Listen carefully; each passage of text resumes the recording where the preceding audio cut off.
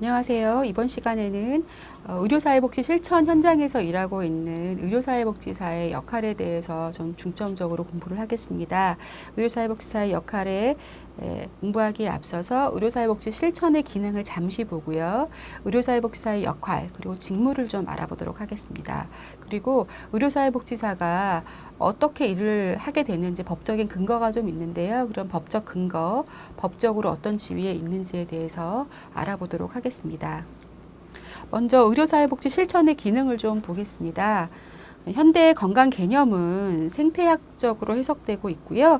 또 건강과 질병이 연속적인 것으로 인식됨에 따라서 건강관리에 있어서도 건강한 상태로부터 불건강, 질병, 회복의 모든 상태에 대해서 대처하는 포괄적인 보건의료가 필요하게 되었습니다.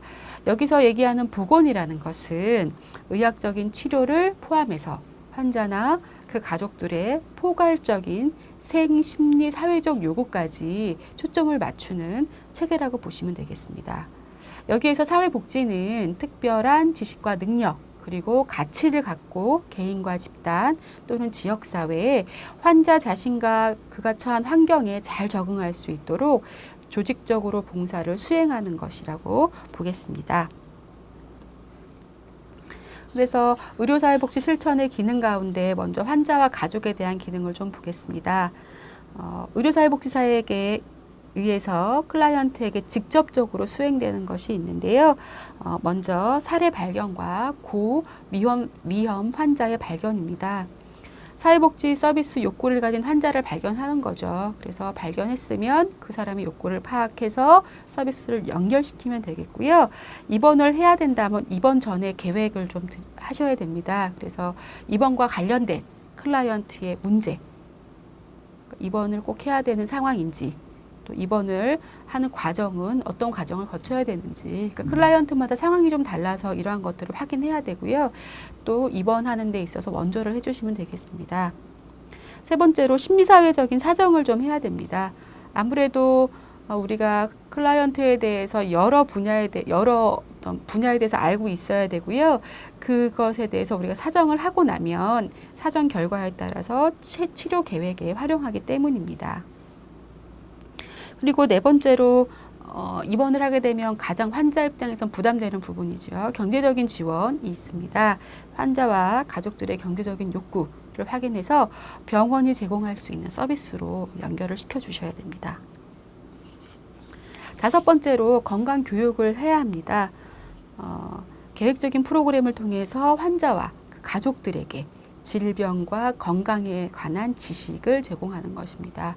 우리가 예전에는 의사가 하는 말, 간호사가 하는 말 설명을 안 해줄 때에는 뭔지 모르고 또 그분들이 말씀을 하실 때 전문 용어를 사용하세요. 그러다 보니까 굉장히 무슨 말인지 못 알아듣겠고 왠지 이질감이 좀 느껴지긴 했잖아요. 그래서 이제는 그렇지 않습니다.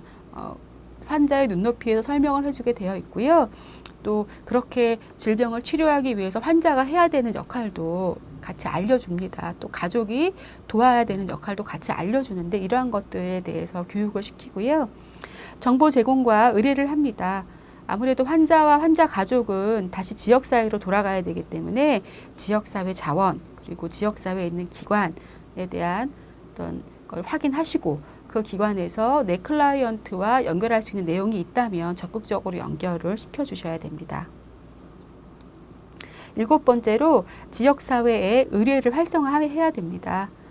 말 그대로 앞에 정보 제공과 의뢰와 마찬가지로 우리 병원에서 의료 세팅에 있다가 지역사회로 돌아갈 때 지역사회에 있는 어떤 요양원이라던가 호스피스 센터라던가 아니면 납병원이라던가 이러한 기관들이 있다면 같이 퇴원과 동시에 퇴원 전에 미리 그 내용을 확인하고 또 위치가 어디에 있는지 어떻게 활용해야 되는지 같은 것들을 다 확인하셔서 클라이언트와 가족에게 설명을 하고 또 원한다면 그 기관과 연계하는 역할도 합니다.